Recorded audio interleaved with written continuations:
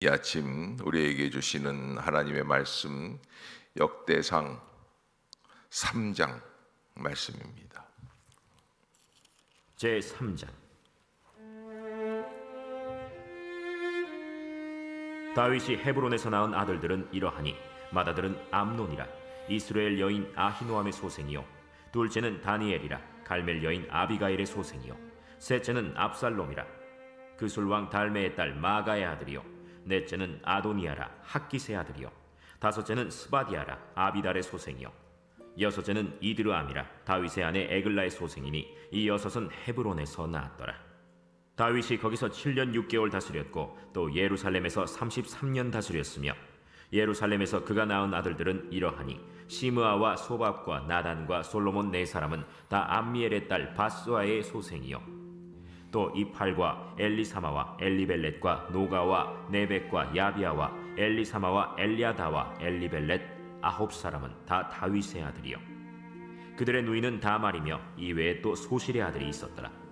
솔로몬의 아들은 르호보암이요 그의 아들은 아비아요 그의 아들은 아사요 그의 아들은 여호사밧이요 그의 아들은 요람이요 그의 아들은 아하시아요 그의 아들은 요아스요 그의 아들은 아마샤요 그의 아들은 아사랴요 그의 아들은 요담이요 그의 아들은 아하스요 그의 아들은 히스기야요 그의 아들은 므낫세요 그의 아들은 아몬이요 그의 아들은 요시야이며 요시야의 아들들은 맏아들 요하난과 둘째 여호야김과 셋째 시드기야와 넷째 살룸이요 여호야김의 아들들은 그의 아들 여고니야 그의 아들 시드기야요 사로잡혀간 여고니아의 아들들은 그의 아들 스알디엘과 말기람과 브다야와 세나살과 여가미야와 호사마와 느다비아요 브다야의 아들들은 스룹바벨과 시므이요 스룹바벨의 아들은 무술람과 하나니아와 그의 매제 슬로밋과 또 하수바와 오헬과 베레기야와 하사데아와 유삽헤셋 다섯 사람이요 하나니아의 아들은 블라디아와 여사야요 또 르바야의 아들 아르난의 아들들 오바데아의 아들들 스가냐의 아들들이니 스가냐의 아들은 스마야요 스마야의 아들들은 핫두스와 이갈과 바리아와 느아랴와 사밧 여섯 사람이요 느아랴의 아들은 에료에네와 히스기야와 아스리감 세 사람이요 에료에네의 아들들은 호다위야와 엘리야십과 블라야와 악굽과 요하난과 들라야와 아나니 일곱 사람이더라. 자, 어제부터 이제 지금 이제 유다 지파의 이 계보 가문의 이 모든 사람들을 이렇게 좀 이렇게 언급하고 있지 않습니까? 유다에게 집중되고 있는 이유는 어디에 있습니까? 하나님의 약속이 유다와 함께 하고 계시기 때문에 그렇습니다. 그래서 성경도 그렇고 또 이 세상도 그렇고 어디에 집중하게 되어 있느냐? 하나님의 약속이 있는 사람들에게 집중되게 되어 있다라고 하는 것이죠. 일례로 우리가 1대조, 2대조만 올라가도 할아버지 성함을 잘 몰라요. 긴가민가 그러는데 아브라함 이름은 다 알아요. 여러분 지금부터 한 4,000년 전 갈대아우로 하란 땅 얼마나 많은 위인들이 있었을까. 권력도 있었고 재벌가도 있었을 것이고 지식인도 있었을 것이고 탁월한 철학자도 있었을 것인데 그런데 그 많은 사람들의 이름은 다 잊혀져 갑니다. 놀라운 거는 아브라함의 이름은 우리에게 전달이 되고 있어요. 아브라함이 전달이 될 수 있었던 것은 그가 지식이 많았기 때문에, 물질이 많았기 때문에, 그가 가지고 있었던 권력이 탁월했기 때문이 아니에요. 하나님의 약속을 갖고 있었기 때문에 그래요. 수많은 탁월한 사람들이 많이 있었음에도 불구하고 그 가운데에서 아브라함이 지목이 될 수 있었던 것, 하나님께서 우리를 인도해 나가시는 방법들은 바로 그러한 방법들이죠. 그 약속을 가지고 나아가는 사람들에게 하나님의 약속을 실어서 그를 통해서 하나님의 약속이 실현될 수 있도록 인도해 주신다라고 하는 것입니다. 또 마찬가지죠. 이스라엘 12아들들이 있습니다. 그러나 그 12아들 가운데 유다 지파를 이렇게 주목하게 됩니다. 그 유다 지파에게 집중된 것, 어제도 말씀드린 것처럼 유다는 첫째 아들이 아니었습니다. 이스라엘 사람들은 모든 희망을 첫째 아들에게 두고 있습니다. 그러나 첫째 아들이 아니에요. 네 번째 아들이에요. 그럼에도 불구하고 하나님은 그 네 번째 아들에서 이스라엘의 혈통을 이어갈 수 있는 계보를 허락해 주시는 거예요.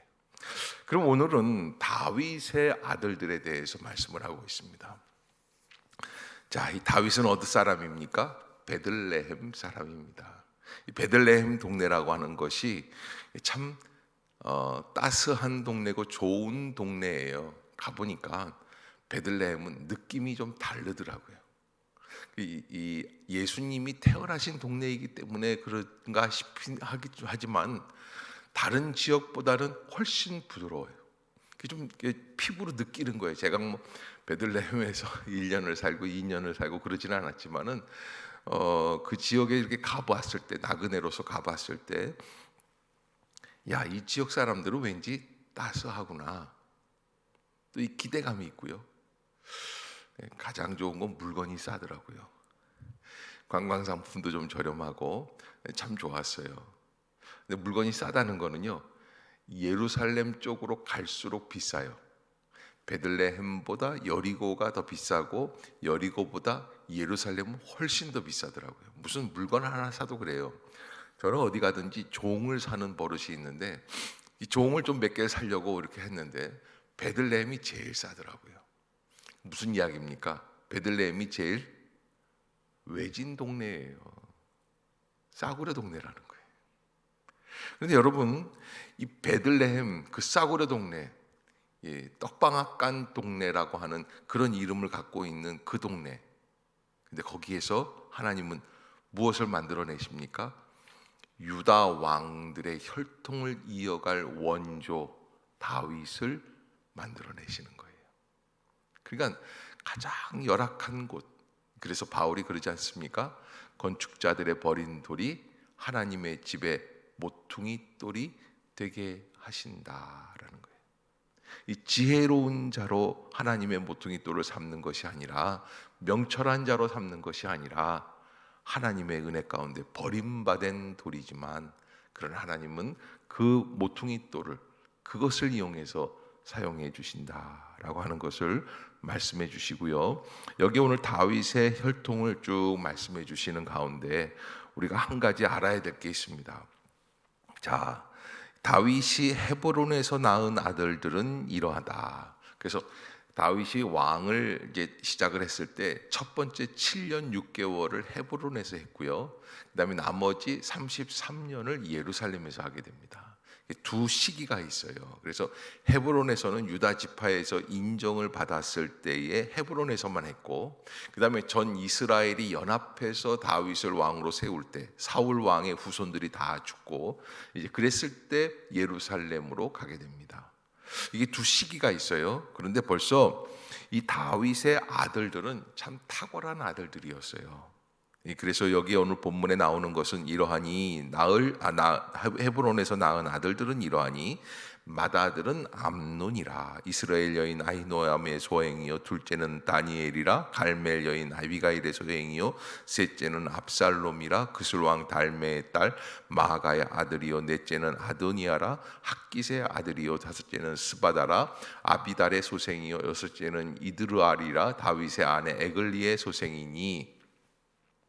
자, 요즘 이렇게 이 에스라가 이 글을 쓸 때처럼 그 당시에 야, 이런 아들들이 어디 있냐? 왜? 다 문무가 탁월한 아들들이었어요. 그 시대에 걸출한 아들들이었어요. 하나님이 다윗에게 헤브론 시대 때 큰 축복을 주셨어요. 맏아들서부터 시작해서 그 모든 일곱째 아들들까지 대단한 아들들이었어요. 그런데 여러분, 이런 게 있습니다. 초등학교 때는 천재라는 소리를 들었어요. 근데 가다가 보니까 대학을 떨어지게 돼요.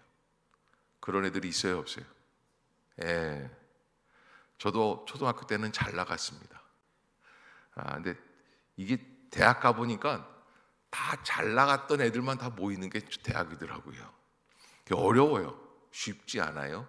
무슨 말씀을 드리려고 하냐면 이 3장의 내용은요, 이 다윗의 첫 번째 아들들이 쭉 이렇게 열거되고 나오고 또 예루살렘의 자녀들이 이렇게 나오고 다윗이라고 하는 존재가 너무 위대한 것이 많은 어려움들을 극복하고 초월해서 그렇게 해서 이스라엘의 왕으로서 잘 통치한 그런 아주 하나님의 은총의 역사가 풍성했던 왕이었단 말입니다. 근데 그렇게 시작했던 희극이 맨 마지막에 가보면 갈수록 어떻게 돼요? 비극이 되는 거예요. 하잘것없는 것이 되는 거예요. 다 망가지게 되는 거예요. 어두움의 역사가 되는 거예요. 여러분, 다윗 다음에 솔로몬, 이 솔로몬에게서 많은 영광의 역사가 빛이 났습니다. 그러나 그렇게 하면 뭐해요? 다 끝나버린 거예요. 바로 르호보암 때 이스라엘이 남유다 왕국 북이스라엘로 나뉘게 되는 거예요. 그러니까 다윗과 솔로몬 이 두 대를 못 넘어가는 거예요. 40년씩 80년 다 끝나버리는 거예요. 그리고 이스라엘의 찬란한 역사는 르호보암 때부터 나뉘어져서 찌그러져 가는 역사로 바뀌게 되는 것이죠. 뿐만 아니라 그 다음에는 아수르에게 나라를 빼앗기고 바벨론에게 나라를 빼앗기게 되는 엄청난 비극이 여기에 기록이 되어 있단 말이죠. 자, 이런 모습들을 보면서 우리가 한 가지 다시 한번 생각해 봐야 할 것이, 이렇게 지리멸렬해 가는 역사를 어떻게 해서 바벨론의 포로로 잡혀갔다가 70년 만에 다시 돌아오게 해주시고 이스라엘이 어떻게 세워져야 할까라는 질문을 이 3장 전체에서 지금 우리에게 하고 있죠. 우리가 잘나서 돌아온 게 아니라는 거예요. 우리가 능력이 있어서 독립운동을 아주 투철하게 해서 바벨론에서부터 독립을 얻어내 가지고 그래서 독립전쟁을 펼쳐서 이루어낸 역사가 아니라는 거예요. 그럼 뭐예요? 하나님의 전적인 은혜예요. 작은 은혜가 아니에요. 조그만 인간이 90% 역사하고 하나님이 10% 도와주시는 게 아니에요. 그것도 굉장히 중요합니다. 이 사람이 아무리 노력해도 10%의 하나님의 도움 없이는 안 되게끔 되어 있어요. 그런데 그런 게 아니에요. 100% 하나님의 은혜라는 거예요. 우리가 올 수 있는 것, 다시 바벨론에서부터 다시 포로 생활을 마치고 다시 돌아올 수 있었던 것, 고레스가 우리를 자유하게 해줄 수 있었던 것, 각 나라, 각 지역 사람들은 자기의 고향으로 돌아가라고 고레스 왕 때 그렇게 선포될 수 있었던 것, 무엇 때문입니까? 전적인 하나님의 섭리라는 거예요. 왜? 우리는 솔로몬 이후 르호보암 때부터 시작해서 이제 내세울 사람이 있다 없다? 없어요. 이 다윗 왕가와 이스라엘의 혈통을 볼 때에 내세울 사람이 없어요. 그런 인간의 치졸한 역사 속에서 그럼에도 불구하고 하나님은 그럼에도 불구하고 주시는 잊지 아니하시는 은혜의 통로가 여기에 있다는 것이죠. 그래서요, 사람은 자기가 능력이 있고 자기가 생각이 있고 자기가 계산이 있고 이런 사람들이 쓰임 받는 것도 있겠지만, 이 역대기 기자의 역사 방법으로 생각해 봤을 때는 누가 쓰임 받느냐? 하나님의 은혜가 흐르는 사람들이 쓰임 받습니다. 아멘. 여러분, 거기에 전적으로 여러분들이 잊지 마시기를 바랍니다. 하나님의 은혜가 있는 사람들이 살아남고 하나님의 은혜가 있는 사람들이 쓰임 받고 하나님의 은혜 때문에 살아낼 수 있는 길이 열리게끔 되어 있어요. 그러기에 여러분, 우리가 하나님의 은혜 가운데 이제 가을을 겪어나가고 있고 갑자기 추워지는 날씨 속에서 어떻게 이 가을을 감당하고 겨울로 들어갈 수 있을까? 이 겨울의 길목이죠. 이 입구예요. 그런데 우리가 하나님 앞에서 저는 그 감사다라고 생각을 합니다. 감사입니다. 왜? 여러분, 은혜 입은 사람들이 늘 할 수 있는 게 뭐겠어요? 감격, 감동, 감사. 감사합니다. 왜? 은혜 때문에.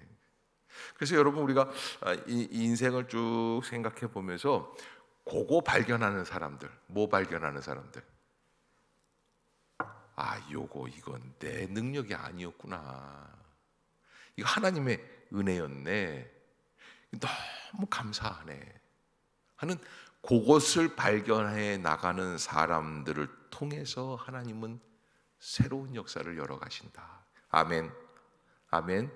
그게 새로운 역사를 만들어가는 에스라 선지자의 우리를 향한 메시지입니다.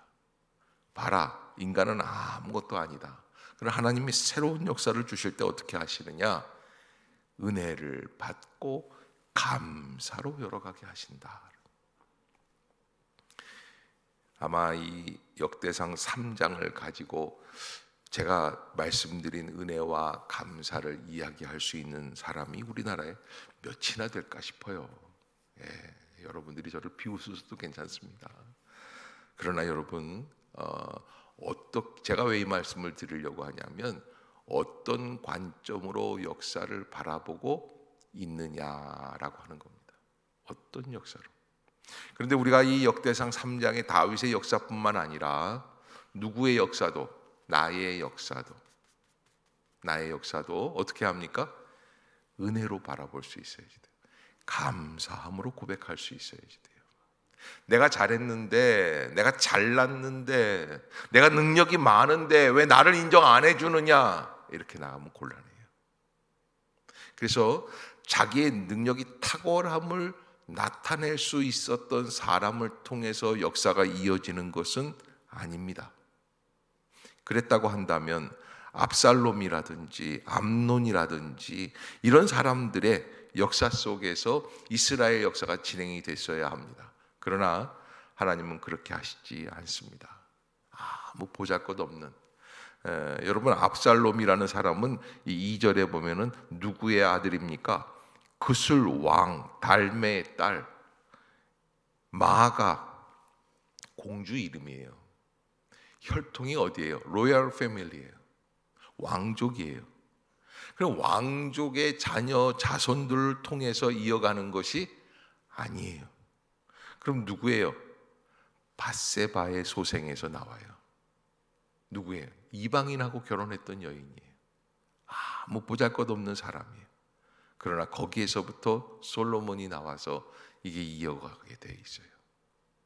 우리가 하나님의 역사를 운영하시는 방법은 능력 있는 사람들이 아닌 은혜가 흘러갈 수 있는 이 혈통, 감사와 감격과 감동을 흘러가게 할 수 있는 혈통, 그 혈통을 찾고 계신다. 2021년 우리가 가을을 정리하고 겨울을 맞이해야 하는데 하나님의 은혜 가운데 이 계절을 감사로 물들게 할 수 있는 축복이, 아멘, 저와 여러분 가운데 가득할 수 있기를 주의 이름으로 축복합니다. 기도하겠습니다. 사랑의 하나님, 은혜를 감사합니다.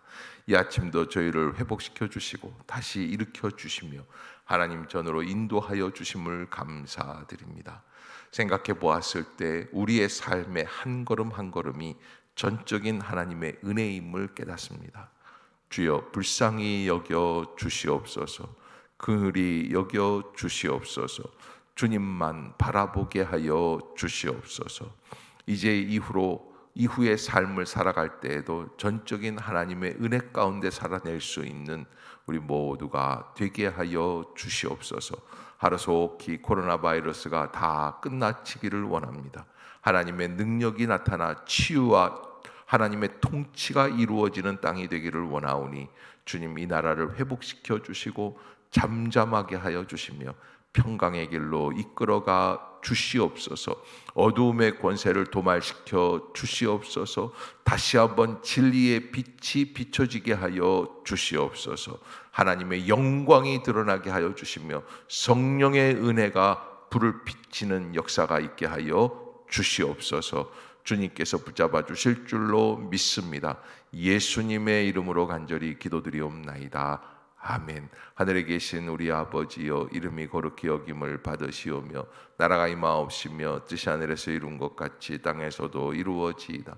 오늘날 우리에게 일용할 양식을 주옵시고 우리가 우리에게 죄 지은 자를 사하여 준 것 같이 우리의 죄를 사하여 주옵시고 우리를 시험에 들게 하지 마옵시고 다만 악에서 구하옵소서. 대개 나라와 권세와 영광이 아버지께 영원히 있사옵나이다.